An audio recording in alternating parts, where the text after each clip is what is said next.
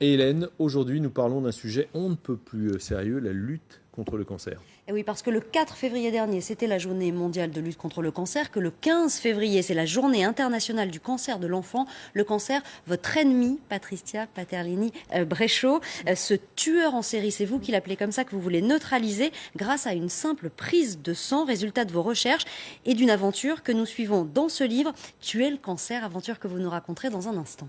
Voilà, auparavant, votre histoire du jour, Hélène.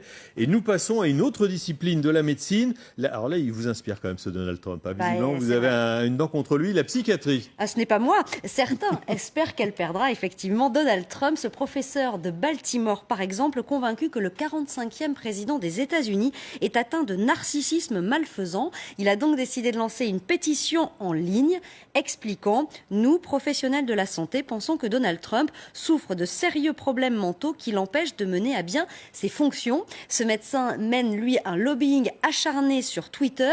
Je ne sais pas si vous auriez signé cette pétition, mais lui a déjà recueilli 20 000 signatures. Son objectif, 25 000. On n'est donc pas très loin. Alors 25 000, pourquoi faire ? Alors, espérez voir s'appliquer l'article 3 du 25e amendement de la Constitution américaine qui prévoit qu'un président peut faire connaître par écrit son incapacité d'exercer le pouvoir et de remplir ses devoirs. Bon, sauf qu'il faut que ça vienne de lui. Et c'est vrai qu'on imagine mal Donald Trump le reconnaître, même si avant ce psychiatre, d'autres avaient à peu près dit la même chose. His campaign has taken away his Twitter.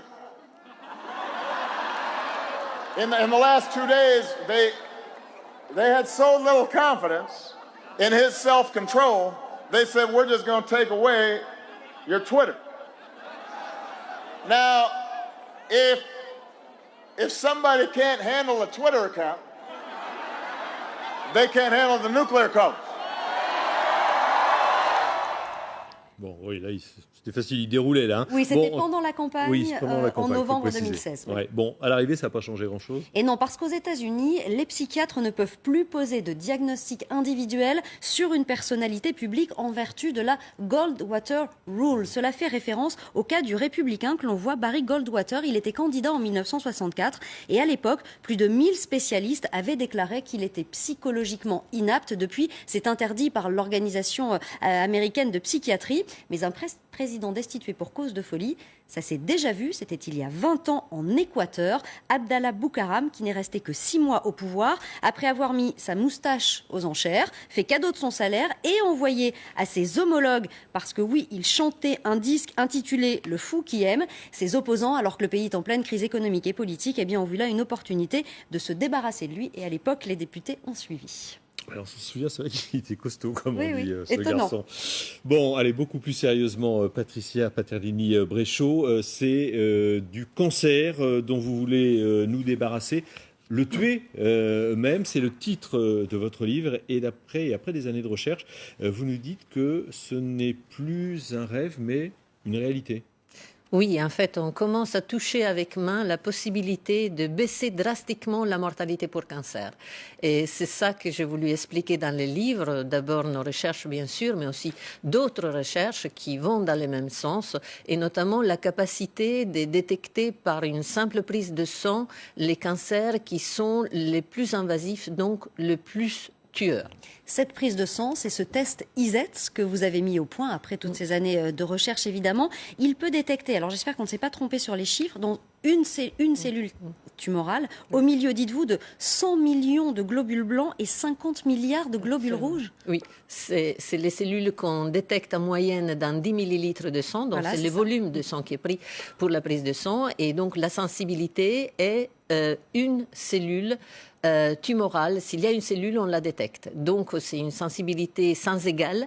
Et en plus, une fois que la cellule est détectée, il est possible de la diagnostiquer précisément. C'est ça aussi un point important, de ne pas faire un mauvais diagnostic. C'est important parce qu'il y a d'autres cellules d'organes qui peuvent être dans le sang. C'est possible de la détecter sans erreur. Et c'est ça que le test peut faire. Et d'identifier une cellule qui potentiellement peut amener ensuite à développer un cancer. Pour l'instant, très peu de laboratoires utilisent ce test, mais il y en a.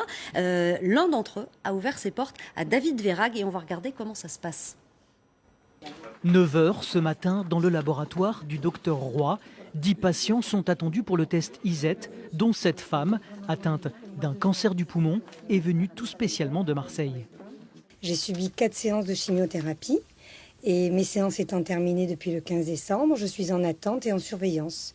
Donc pour optimiser la surveillance de cette maladie, ça va corroborer ou non l'examen de scanner qu'on me fera tous les 3 mois. Première étape du test, une simple prise de sang pour remplir 3 tubes. L'important, c'est une agitation lente pour éviter les caillots de sang, car notre ennemi à nous, au point de vue technique, ce sont les caillots de sang. Donc là, je vais me dépêcher de les déposer sur un agitateur à rouleau. Les tubes sont ensuite placés dans des boîtes hermétiques et isothermes avant d'être amenés dans une salle de filtration. Le principe technique est de séparer les cellules cancéreuses des cellules non cancéreuses juste par leur diamètre. Seuls 3 laboratoires en Europe pratiquent le test ISET, dont 2 en France et 1 en Italie. Ça représente un investissement non négligeable, voyez, ne serait-ce que déjà par cette pièce qu'il faut créer de toutes parts. Nous avons été formés, habilités par l'INSERM, ça ne se fait pas en quelques minutes. En bout de chaîne, c'est un médecin indépendant qui détermine la présence ou non de cellules cancéreuses. Le patient aura ses résultats d'ici 3 semaines.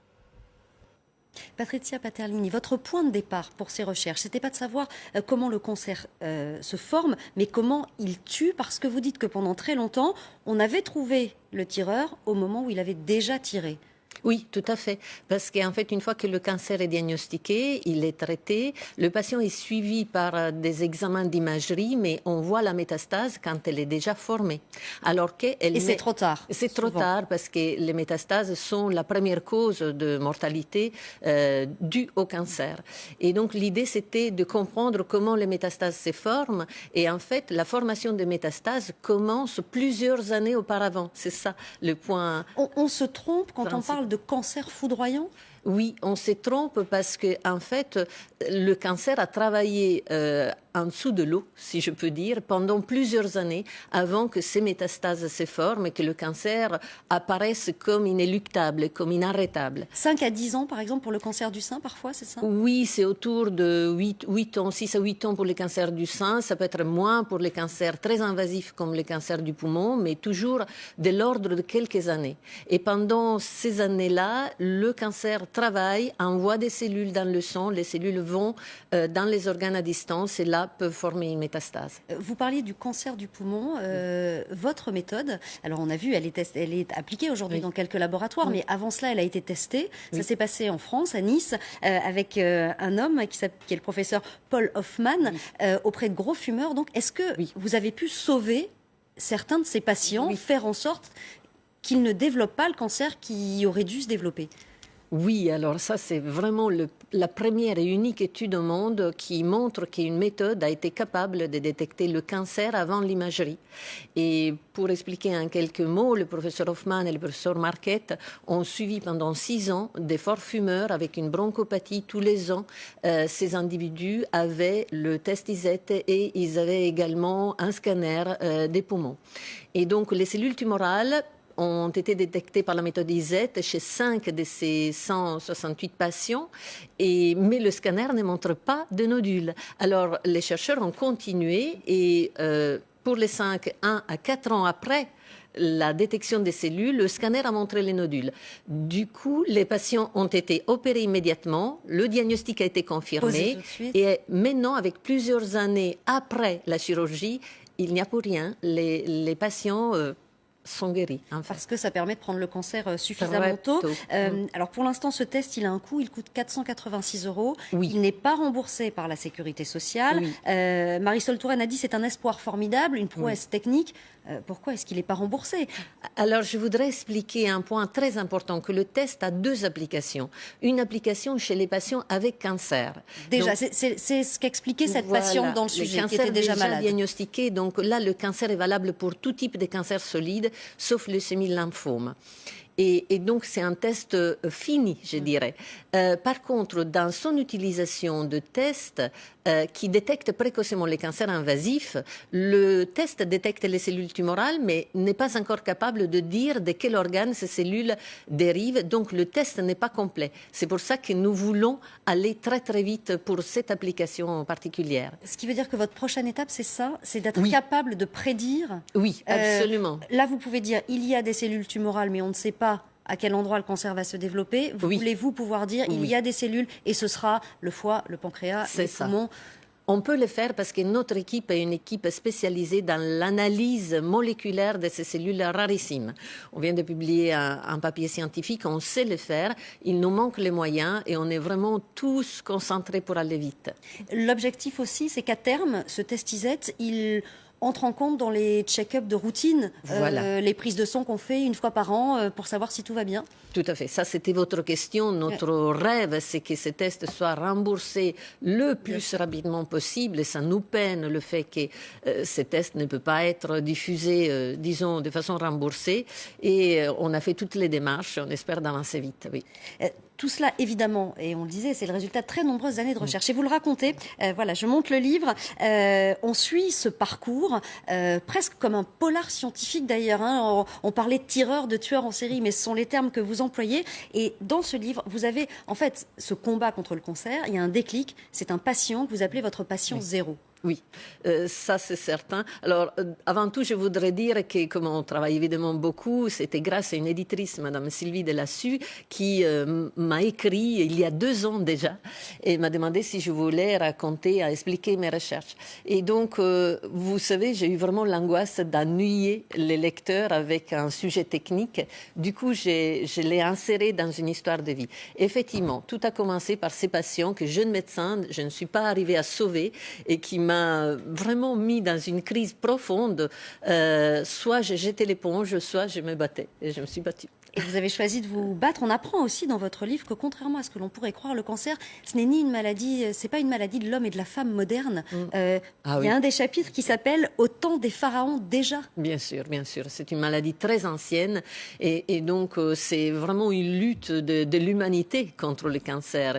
Une maladie qui fait particulièrement peur parce qu'elle vient de nous-mêmes. C'est pas un agent bactérien ou viral, c'est à l'intérieur de nous-mêmes. Donc voilà, c'est ça. Je voudrais aussi faire modifier cette attitude et ces paniques que les personnes ont vis-à-vis du cancer et qui fait qu'ils ont peut-être une certaine restriction à se tester, à se suivre. Il faut perdre tout ça. Il ne faut plus avoir la terreur du cancer pour aller se dépister avec tous les moyens disponibles d'ailleurs. Et il faut continuer évidemment les dépistages classiques. Absolument. Ça, c'est indispensable. Absolument. C'est complémentaire, ce test.